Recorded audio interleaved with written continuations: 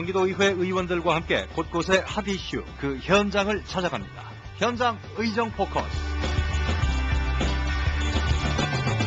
안녕하세요. 프로듀서 최미근입니다. 아름다운 자연환경으로 많은 사람들이 찾는 양평과 가평. 하지만 한강수변에 위치한 이유로 상수원 보호구역과 개발제한구역 등 각종 규제로 손발이 다 묶여있는 상황입니다. 이러한 규제로 수십 년간 피해를 입은 주민들은 적절한 보상조차 받고 있지 못한데요. 그나마 혁신학교 지정으로 교육발전에 전기는 마련했지만 향후 대책 마련이나 교통 인프라 부족으로 그건 역시 고민거리가 되고 있습니다. 과연 양평과 가평이 처해 있는 현안 문제들은 무엇이고 또 해결 방안은 무엇인지. 현장 의정 포커스. 오늘은 경기도의회 홍정석 의원과 함께 경기도 양평군으로 갑니다.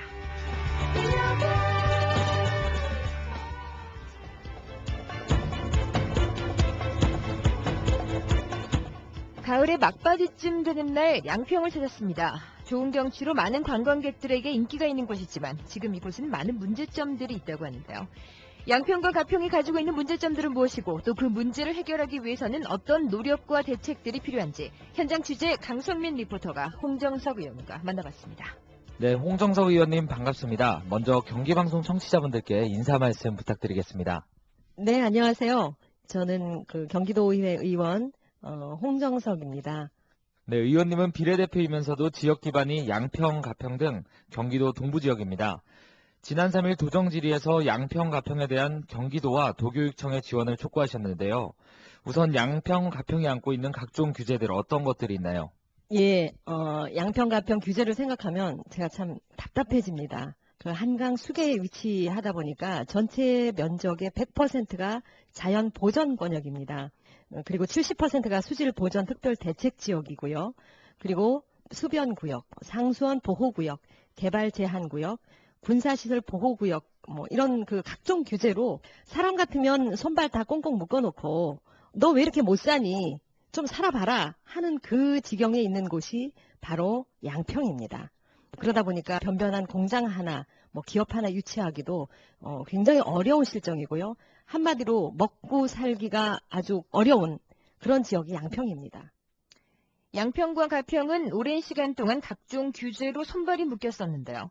이를 해결하기 위해서는 경기도와 도의회뿐 아니라 중앙정부의 노력도 절실해 보입니다.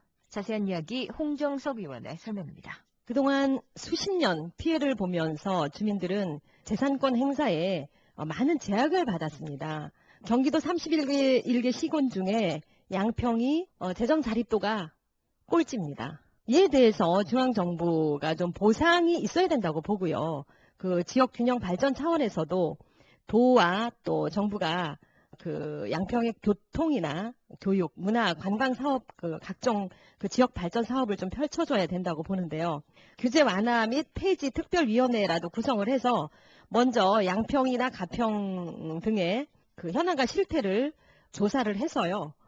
수도권 규제 완화를 위한 특별법 제정이라든가 또 경기도 규제지역 특별보상법 등 이런 것들을 좀 청원을 해서 좀 적극적으로 피해에 대한 보상과 규제 완화 그리고 폐지를 함께 추진해야 된다고 봅니다. 규제 완화뿐 아니라 주민에 대한 보상도 필요해 보이는데요. 이에 대해 홍정석 의원은 도의회에서 먼저 이 특별위원회를 구성하고 또 중앙정부는 법 제정을 하루빨리 시작해야 한다고도 말했습니다. 도정질의 얘기를 더 해볼까 하는데요. 양평에도 혁신학교가 지정돼서 운영되고 있다고 하는데요. 여러 어려움들을 안고 있습니다. 양평 지역 교육 환경의 문제점, 또 도와 도교육청 차원에서는 어떤 지원이 이뤄져야 한다고 보시나요? 초등학교까지는 지금 굉장히 많은 발전을 하고 있는데요. 중학교, 고등학교로 가면 굉장히 답답한 현실입니다. 중학교까지는 그래도 어느 정도 갈 수 있는데 중학교에서 고등학교는 갈 수 있는 학교가 양평 서부에는 전무합니다.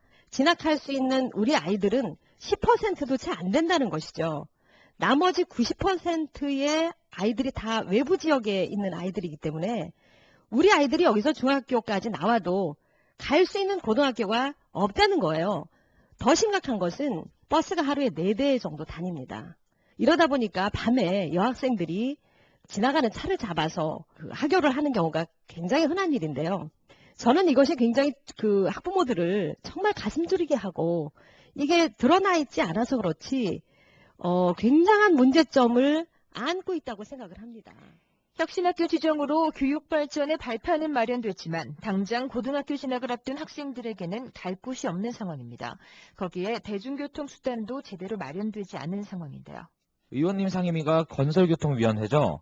상임위 활동을 하시면서 양평 지역 SOC 확충을 위한 성과와 노력, 어떤 것들이 있을까요? 작년에 제가 행정감사에서 위험도로가 당연히 행정안전부에서 선택이 돼서 사업이 이루어졌어야 되는데 공무원이 누락을 시켰습니다. 이것을 제가 적극 건의를 해서 행정안전부에서 양평 8개 빠진 것 중에 6개가 포함이 됐고요.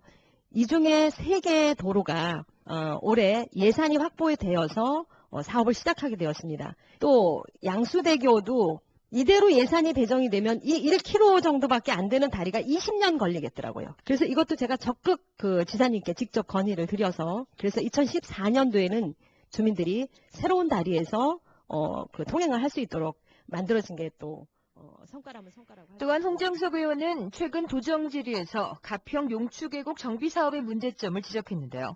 그 문제점에 대한 홍정석 의원의 설명입니다. 네, 용추계곡 사업은 자연 친화적인 공원 이용을 위하여 2005년도에 도립공원으로 지정된 사업입니다. 이 지정을 할 때에도 주민들이 수십 년 생계를 이어온 숙박업이나 음식점 등의 영업행위나 재산권 행사에 지장이 없도록 해주겠다고 약속하고 시작한 사업입니다. 그런데 도에서 그 약속을 다 깼습니다. 주민들을 위해서 이주시설을 만들었다는 곳이 313억이 들어갔는데 이게 무용지물이 되어버렸습니다. 전혀 그 목적과 취지에 맞지 않는 예산을 낭비한 대표적인 사례가 됐습니다. 저는 주민과 그리고 전문가와 담당 실무국장님과 그리고 부지사님과 이렇게 해서 협의체를 구성하자고 제안을 했는데 이 협의체를 통해서 앞으로는 최적의 정비사업은 당연히 해야 되겠죠. 당초 경기도가 약속한 용추계곡 정비 사업이 제대로 진행되지 않아 많은 주민들이 피해를 보고 있는데요. 홍정석 의원은 원활한 사업 추진을 위해 이렇게 건의합니다.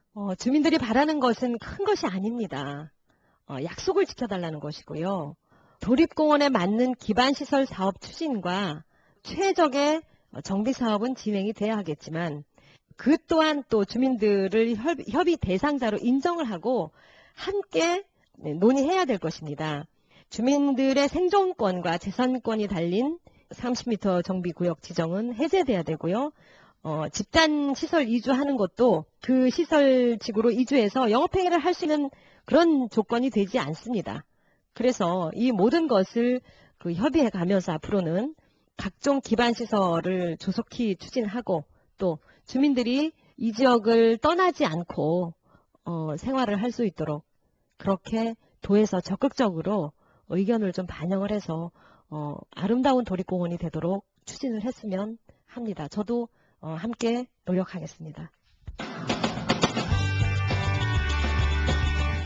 그동안 양평과 가평은 각종 규제로 최소한의 개발도 힘든 상황이었습니다. 그리고 그에 따른 주민들의 재산권 행사에도 많은 제약을 받았는데요. 이제라도 도와 정부는 양평과 가평에 그에 맞는 보상을 해야 할 것입니다. 진행되고 있는 혁신학교의 후속 대책 마련뿐 아니라 교통 인프라 구축이 가장 시급해 보입니다. 그리고 양평의 대표 관광지인 용추계곡을 잘 보존해 발전시킨다면 교육과 교통 그리고 관광까지 인정받는 최고의 도시, 또 살기 좋은 도시로 발전해갈 수 있지 않을까요?